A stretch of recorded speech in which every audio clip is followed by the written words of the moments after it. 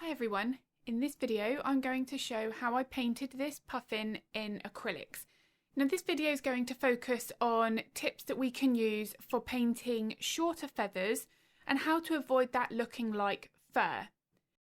Now as the puffin, very similar to penguins, have a lot more of that compressed feather texture, unlike that of owls and eagles where the feathers are more overlapped and larger, we want to be making sure that we're using the right layering process and the correct brush technique to make sure here that we don't either add too much texture and make that look like fur of a dog or a cat, but also then that we don't have too much of a straighter brush stroke and then something that is a little bit too minimalist. We want to make sure that we've got that balance just right.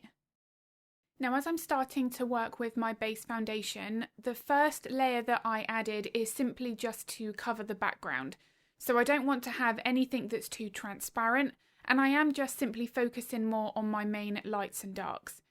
Now very rarely do I work straight with the details on top of that first layer. I like to get a lot more softness and more accuracy with the values before I consider any kind of feather detailing. So as I'm building this base foundation, as I've just mentioned, the blending here is one of my top priorities. I want to be having a really nice soft transition from my lights to my darks, and more importantly here, I want to have my midtones captured. Quite often we're overly focused on bright highlights and dark shadows, and they absolutely are important, but the midtones are going to give us that softness, and that really does come through when we work with the details. So once I'm happy with that, then I can start to consider building in some texture. When I'm working with this stage of my painting, if I start working with the mixture that I've created and it's not really showing up, one of the first questions I'm asking myself is that because the layers underneath are too light?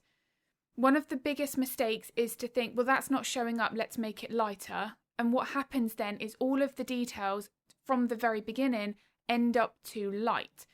If we have to then darken the base foundation later on, all of those details we've spent hours adding will ultimately get covered up if we do go back and make those changes. What can then happen is when we notice those potential problems later on, we're less likely to make those alterations because of the time that we've already put in. So as I start to work with this layer, this stage of building in the texture, it's not the top brightest highlights at all. I want to save those for my later layers.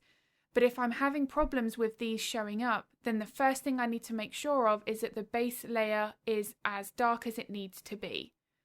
There are many times in my painting process where I do use glazes to darken areas, and I will show that later on in this video. But I want to make sure that the bulk of that contrast, those darker values, are correct, because of then I don't have to go back and fix those potential mistakes later. Now the next phase of building in texture is where I'm trying to create a slightly different look to the feathers. So when working with some brushes, you can end up creating the same set of brush strokes, regardless if that's using a rake brush, the same filbert brush. Everything there is potentially going to look the same if we use the same technique and the same brush over and over. So there are a few brushes that I do like to incorporate throughout my painting process, and this would be the same when painting fur. So when I switch over here to using a rigger brush, you can see that I'm painting one individual line at a time. But because of how I'm using this brush, I'm not creating lots of gaps in between each brush stroke. They do overlap and they are compressed together. This helps here to reduce that chance of it looking more like textured fur or textured feathers. But the balance is very important. I don't want to add too many brush strokes and then cover up the darker layers underneath, because then this layering process is rather pointless. I also want to be making sure that I'm maximising the softness. So one of the ways that I want to do that here is by working with lots of layers, gradually increasing that highlight and the lighter values in stages.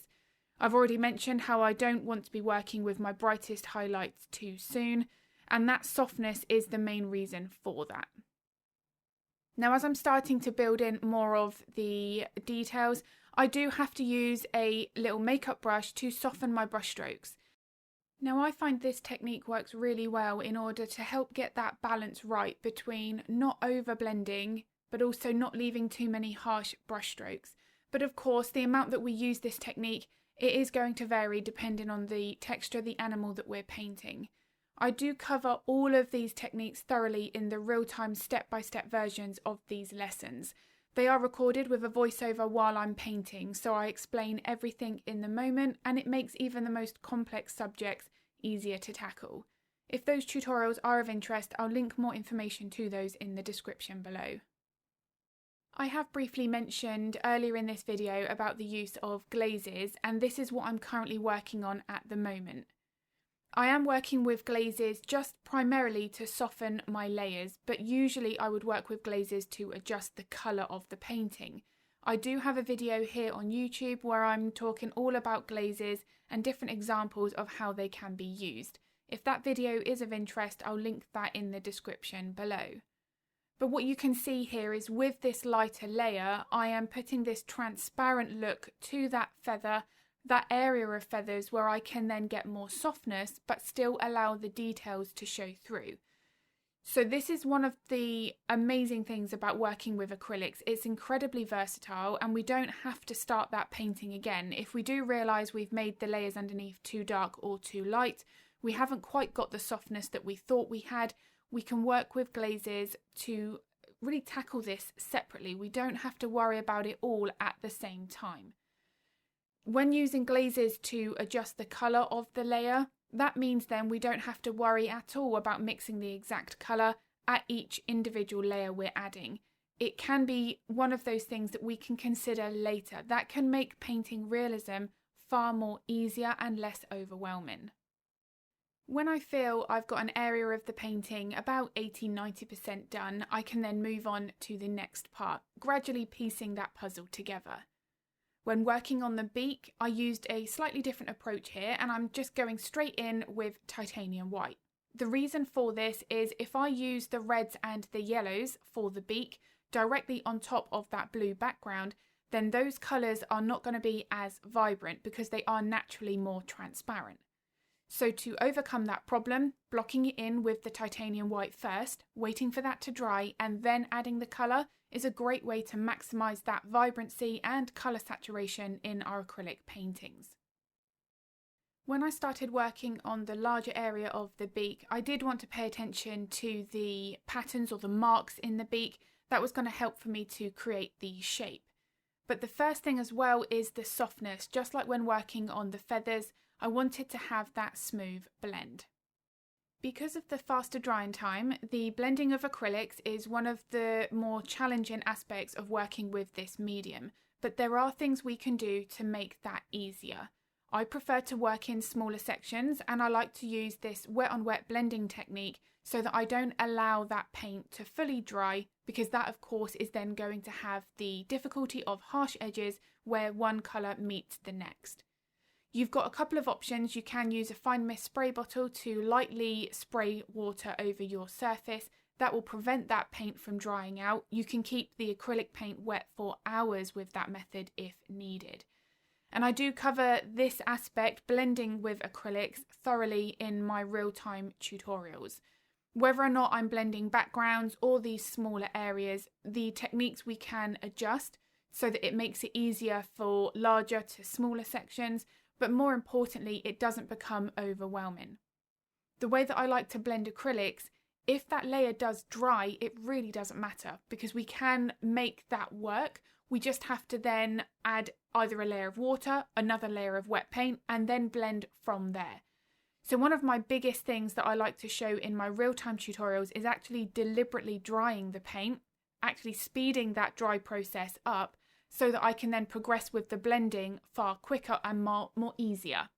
Because one of the biggest misconceptions of blending acrylics is that you have to blend everything all at the same time. You have to keep that paint wet for as long as possible until you can then blend everything at that one layer.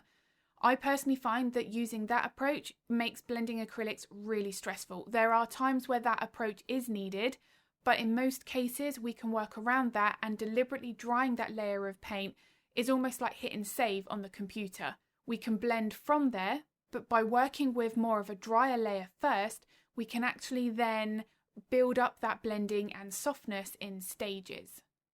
So if that method of blending is something that you would like to see step by step, then the real-time tutorials might be of interest. I do have some blending videos more targeted for larger areas and how we can keep that paint wet and get that really nice soft gradient background. If those videos are of interest, I'll link those in the description below. But if you do have any questions regarding blending acrylics, pop them in the comments. I'm always happy to help if I can. So going back to the building up of my colour saturation, you can see that that has been established throughout lots of layers.